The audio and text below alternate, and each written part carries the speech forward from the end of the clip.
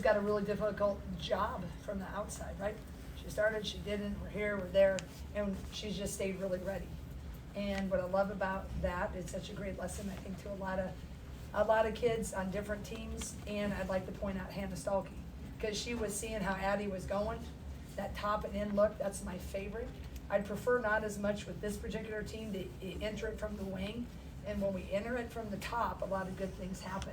So when it was rolling, you know, Hannah was just cheering her little heart out. So I felt like, just with the way when I watched their defense, that particular top and in look, and I felt like we could have we have success. We see, you got to see in the game. And then Addie just got pretty confident. And then when, Addie would kind of float to that elbow, some ball screen action, they were icing. Addie's pretty good out there. So I'm really, really happy for both of them, but really happy for how selfless they both are. Kyle. We've seen Lucy Olson play some good basketball. We've seen her struggle at times since she's coming here to Iowa, especially in Big Ten play a little bit. But just talk about what you saw from her in the second half. That looked like the Lucy Olson that played at Villanova last year. Well, in that third quarter, it was somewhere, I can't remember, it's a blur, after one of the shots, right before it started, I went up to her and I just said, I looked at her, I said, you got to know how much I believe in you. I said, it's go time. Just because sometimes she's such a great kid, and I think, what's harder to understand from the outside is when you transfer in as a senior and you're a point guard, you're still very new and you're trying to learn it and run it, and there's a lot that happens in your head, and so she just wants to do so well, and she's felt the pressure too. So I just went up to her and we just had a moment, and I was just trying to free her up, and then she got one to go, and then when she gets one to go, and then some of those little fades and floaters, then they become a little bit more confident on the delivery. So I just am so happy for her to, that she got to play free, and people, I think, really got to see that start to translate. I do think, coming into, learning a new system and the physicality, game in and game out, we're still working how to adjust to that. Blake. Jan, so many factors today. Caitlin's jersey retirement, top 14 coming to town, just national televised game. How did your team live up to the pressure that came with what today had to offer? I think I'm just so doggone grateful. Kind of a funny story. On Friday, so Friday's after the game was Sunday, we were talking about, we knew it was happening, but that was the day I kind of talked about how great it was going to be. I really wanted them to embrace it and just be like, how awesome is this moment? And so I talked a lot about the freshmen. I'm like, part of the reason you came, you watched her, and that was part of the excitement of that era, and you'll get a feel of that. I said, it's top 5 matchup. This is why you came, to have those. And then I looked at the upperclassmen and said, and now you can lead the way, because when it kind of became Beatlemania with us at the end of that last year, we found the way. I said, but that 40 minutes, that it's, us versus USC, we will celebrate her afterwards. So got everybody there. But what I didn't know is on Friday, they put all those 22 towels up. So we walk in after it just was like 40 minutes of us, and it was like 22, 22, 22. And so I looked at the players and I thought, okay, everybody's still with me. They all kind of chuckled, right? Because I was trying to set the scene. But I think they understand, and they're proud of that. And they just, I think they left it where it was. It was a moment. It was cool. It was going to be after the game. And that's what I tried to do. But yeah, did I, you feel the weight of that? I did. But mostly it was good, because I wanted to have Caitlin's day be good top to bottom. And I think they did too. Yeah. If could have scripted today, the whole day, I mean, could have gone any better. Was this a perfect day? Yeah, aside the second quarter breaks. Yeah, I mean, I think, what I told the team after the game, what I'm so happy for them about is, they've been staying the course, right? After Maryland all the way up, and they keep coming, and they keep, leaning in, and, we keep, working.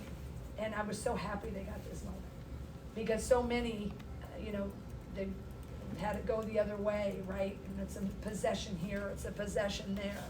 And I really challenged them at halftime, and I said, you know what, not today. Not after everything you've been through.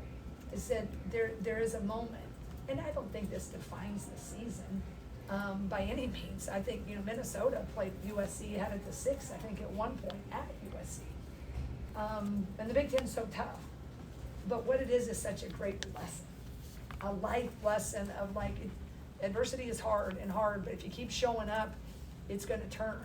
And so that's why I feel really grateful for. And I'm just so happy for them, because I just really love coaching them, and I just couldn't, as I've said before, I just really couldn't have a better group to start in this particular era. Scott? Obviously, this was a huge, even a landmark win of some sorts for you personally, for this program. But then there's also the sport at large, which Caitlin kind of defined and brought to a higher level. And your opponent had all the players sit on the bench and watch and absorb it. And even your fans cheered Juju Watkins as opposed to some other fans. Right. What does that mean for the sport, but also for what Iowa represents, that you have a top 4 team that respects the tradition and history? Yeah, I think those of us that have been in women's sports for so long, right? We've been there when people weren't. We've been there when you had some pretty great athletes that weren't generational, but there wasn't as many people watching them. But it's that same thing, the lessons, the work ethic, playing for the joy, for the love of the game. And now we've hit a moment in time where I thought Lisa said it best after the game. It's wise to support women, and it's smart, and it's great, all the things. But I think, all the people in women's basketball now, they really appreciate what Caitlin and company did, and hopefully what we did here at the University of Iowa. And, Caitlin's 101. And so I think, most teams would have wanted to stay to see that respect, but I certainly thought it was cool that Lindsay and her group did. But I just think it is a moment in time for everyone when a GOAT like Caitlin gets to have the moment. How'd you feel like you did against Juju in terms of your approach coming in and what you wanted to accomplish? I mean, I loved our game plan before the game, and I thought it held true. I mean, she took glasses. She took a lot of shots to get to points. She's going to get her points. I mean, she's great, right? Free throws, where she 10 for 11. But I think making it hard. That's what you got to do with the great ones. You just try to make it hard and make other people beat you, which they did. I mean, on occasion, right? The threes went in. The 55 hadn't, I think she probably ended up with about what her average was. But I thought we did a pretty good job trying to crowd her, trying to, when she saw a seam, that we were quickly there. And I was happy with our zone. I thought zone, I wanted our zone to work. You guys haven't seen the zone very often this year. So I was, the first half, we didn't need to play it. It's kind of hard to go to it. I really thought we'd go to it earlier, but we were holding serve until we kind of unraveled offensively a bit. So then the second half, I thought that was a really good shift to go mostly zone. So she's a great player, and she is smooth and all the things, but I think our players did a pretty good job at that game plan. It looked like we didn't see Hannah Stolten in the fourth quarter. Just wanted to ask about what her status is, her availability, and then. Well, I think I addressed that earlier. It's just being a good teammate. Oh, okay. I mean, Addie came into that fourth, and I was so proud of Addie when we're rolling and going fast. I don't mean that in a negative way. I'm just saying, it's just a teammate, selfless. Because Addie, when it was going in there, I mean, Addie, that top and in look, Addie ended up being 6 for 8, and she had a really great offensive rebound and putback, and she was pretty big in there against some of their size at 44 and 13. And, Hannah had those 4 fouls. And so we just made that decision to kind of keep going with what, felt. But Hannah's terrific in the sense of, I think she understood, because a lot of the times, first half Hannah did really, really great. So there's no really status to report other than they're just really good, selfless teammates, and I think they understood the mission. Yeah. Yeah. Your press break struggled for a stretch there. Did you make an adjustment, and what did you tell the team when things really unraveled there for a bit, and then it seemed like it got a little better? It did get better, but we just, that's what the press can do, is that residual. And we've been running it beautifully. And we have two that we like, but we just, all of a sudden, we got hesitant. And then when you get hesitant on your heels against a really great team, so we went in, we were catching a little low. You don't want to catch it low in the corners, you want to catch it higher, and you need to look for the slicer, and my 5 was way too far. But when we have this great crowd, you're trying not to blow every time out, and you think you got it till you ain't got it, right? And so at halftime, we went back, were able to draw it up, and then we went between a zone press breaker and one of our player press breakers. Even though they kept in zone sometimes, it still freed us up to, go to 4-1 or 1-4 and back to her. So we just lost our way. We got much more aggressive in the second half with it. But yeah, I wasn't pleased with that. Way too many turnovers, but we just didn't stay strong in our mind. Jim, you said this. You said that this game isn't going to define the season, but when you lost as much as you guys did and had the changes that you guys did, how much can a game like this help with the belief that that you've settled into? Yeah, and I think what I meant by that, certainly I'm thrilled, grateful, thankful. I think I'll sleep a little better tonight. All the things, but what I meant is like there are 7 games left in the season, right?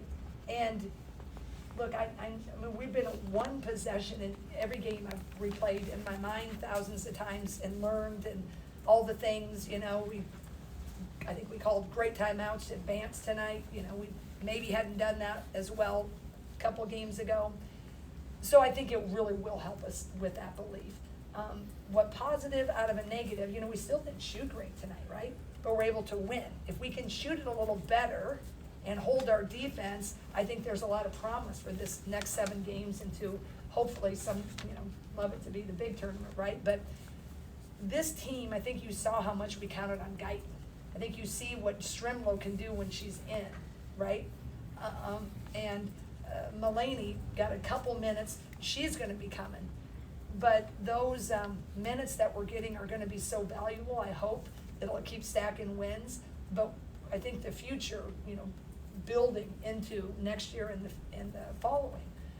So I would love to think that, but maybe I'm, just a little gun shy. I mean, we still need to handle the press, right? We need to make shots, and I know when we're going to Minnesota, they're going to be coming off 2 losses. We've had some big wins at Minnesota, and a lot of people remember Caitlin Clark in this jersey, and so when we go into an environment, sometimes it's like, whoa, we get an incredible shot. So I think I'm just trying to stay steady, but obviously a top 4 win is huge.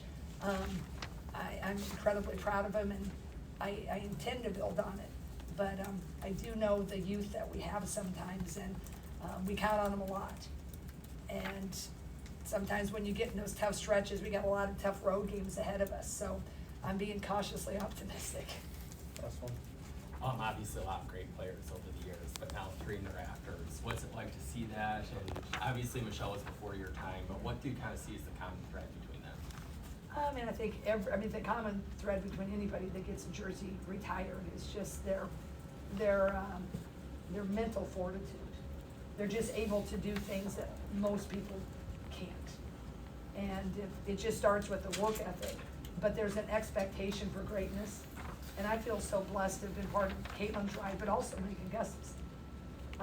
And Michelle Edwards with Vivian Stringer era, they laid the foundation. But the great ones, it's just really cool to be around them, the way they're wired. They're wired just with a confidence that is, it's just uncanny, and it can lift everyone up. And if you get everybody aligned just right, to allow their confidence to buoy everybody else, you can hit it. And that's what really happened. Megan took us to Elite 8, and then Caitlin, of course, with her story. So, I think as a coach, I said even when I got this job, I just couldn't have had it any better. I've had such a blessed career here in my dream job, and then I just got my dream job with a different title.